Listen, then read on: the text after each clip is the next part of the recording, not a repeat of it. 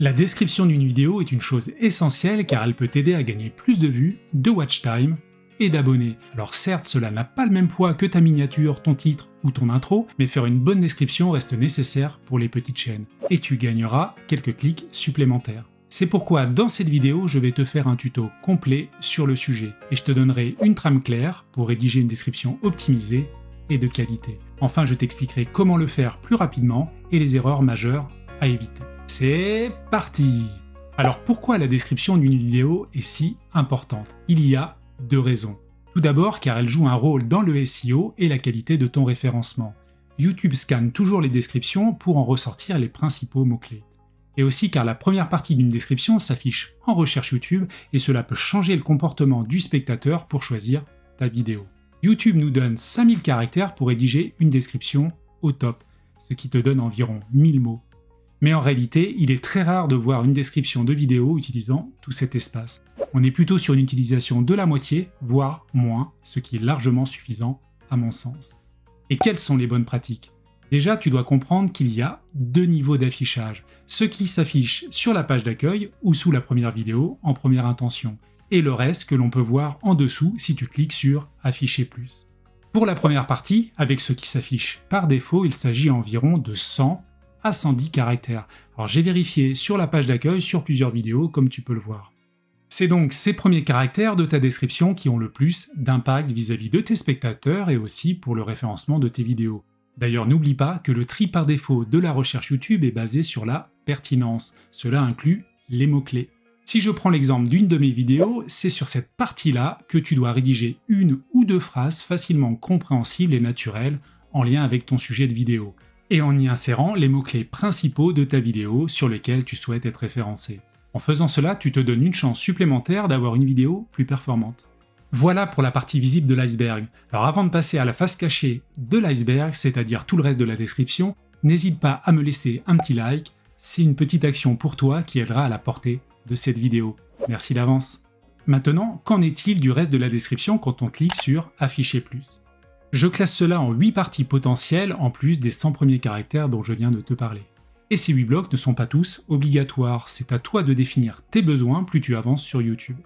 On va voir comment les rédiger pas à pas, mais avant, gros conseil, pense à bien aérer ces blocs avec un saut de ligne et un titre, voire un emoji, comme je le fais. Ce sera beaucoup plus agréable à lire pour quelqu'un, surtout s'il recherche une information précise. Alors la première partie concerne tes liens business. Personnellement, c'est vide pour moi, je n'ai pas encore développé cette partie vu la taille de ma chaîne, mais bientôt je vais le faire. En tant qu'infopreneur, cette partie est super importante car tu peux y mettre des liens vers tes programmes ou tes infoproduits. L'objectif ici est simple, emmener tes spectateurs vers ta liste email pour essayer de les convertir en clients futurs. Si tu as fait une vidéo sponsorisée, tu peux aussi mettre ton lien dédié à ce niveau pour faciliter le clic. La partie suivante concerne les chapitres de ta vidéo. Ils sont très importants pour l'expérience utilisateur et simplifient le visionnage d'une vidéo. Par contre, attention à ne pas mettre trop d'informations dans les titres de chaque chapitre, car le spectateur pourrait sauter dans ta vidéo pour visionner que les parties qui l'intéressent, et donc faire baisser ton watch time au final. Si tu as une liste de X points à décrire comme ici, eh bien mets plutôt erreur 1, erreur 2, etc. sans être plus précis pour amener une certaine curiosité et donc du clic. Alors j'ai déjà fait une vidéo ultra complète sur les chapitres, je te mets le lien juste au-dessus. En suivant, tu vas pouvoir placer les liens vers d'autres vidéos pertinentes de ta chaîne. Et ici, il y a une règle indispensable, pas de lien direct vers une vidéo. Tu dois mettre un ou plusieurs liens vers une de tes playlists, car cela te permettra d'augmenter ton watch time avec potentiellement un spectateur qui regardera 2 vidéos de la playlist ou plus. Alors c'est un point de détail car peu de personnes cliqueront ici, mais pour le peu de fois où cela arrivera, tu peux faire augmenter un petit peu tes performances avec ce genre d'astuce. Il ne faut rien laisser au hasard comme toujours vu que ton spectateur est déjà sur ta vidéo. Et juste après, tu peux placer la description un peu plus détaillée de ta vidéo. Personnellement, je fais très simple en reprenant mon introduction de vidéo, car je scripte toutes mes vidéos. Comme je suis certain d'avoir travaillé suffisamment mon intro, je gagne un temps fou avec un simple copier-coller. Il est à noter que cette description est bien plus complète que les 100 premiers caractères évoqués tout à l'heure. On a 5000 caractères, donc autant ajouter du contenu de qualité. Et juste à la fin de la description, tu peux mettre un appel à l'action. Personnellement, je propose aux viewers de me laisser un commentaire. Alors tu peux aussi mettre un lien pour s'abonner à ta chaîne. Ensuite, tu peux mettre tes coordonnées et tes réseaux sociaux. Personnellement, je rappelle ici mon adresse mail. Je te rappelle que l'adresse mail est déjà présente dans l'onglet à propos, mais cela ne mange pas le pain de la remettre ici. Tu peux aussi mettre les liens vers tes réseaux sociaux si tu le veux, mais attention à ne pas trop en mettre car ton objectif et celui de YouTube doit être de garder un maximum les viewers sur tes vidéos. Dans la partie suivante, c'est l'endroit pour l'affiliation et tes liens. Donc je te rappelle que l'affiliation permet de gagner une commission si la personne passe par ton lien pour acheter un logiciel ou un produit sur Amazon par exemple. Donc tu peux mettre ici des liens affiliés pour ton matériel ou les logiciels que tu utilises. Je te recommande d'en mettre dès le début sur tes premières vidéos si tu commences sur YouTube. Ma chaîne est encore petite et pourtant j'ai déjà des clics donc ça marche. Les hashtags. C'est une autre manière de rechercher sur YouTube et c'est peu développé et mis en avant par YouTube à mon sens. Tu peux dans la zone de recherche YouTube saisir un hashtag, cliquer sur le premier résultat et tu auras toutes les vidéos liées à ce hashtag. À mon niveau, je veux me référencer sur le hashtag réussir sur YouTube comme le nom de ma chaîne. Alors mes vidéos sont présentes vers la 10e position sur ce hashtag car ma chaîne n'est pas encore puissante, même si c'est de mieux en mieux.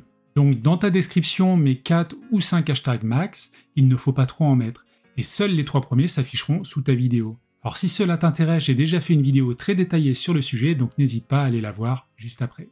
Passons aux droits d'auteur. Alors cette partie est nécessaire en cas d'utilisation d'images, vidéos ou sons soumis à des droits d'auteur.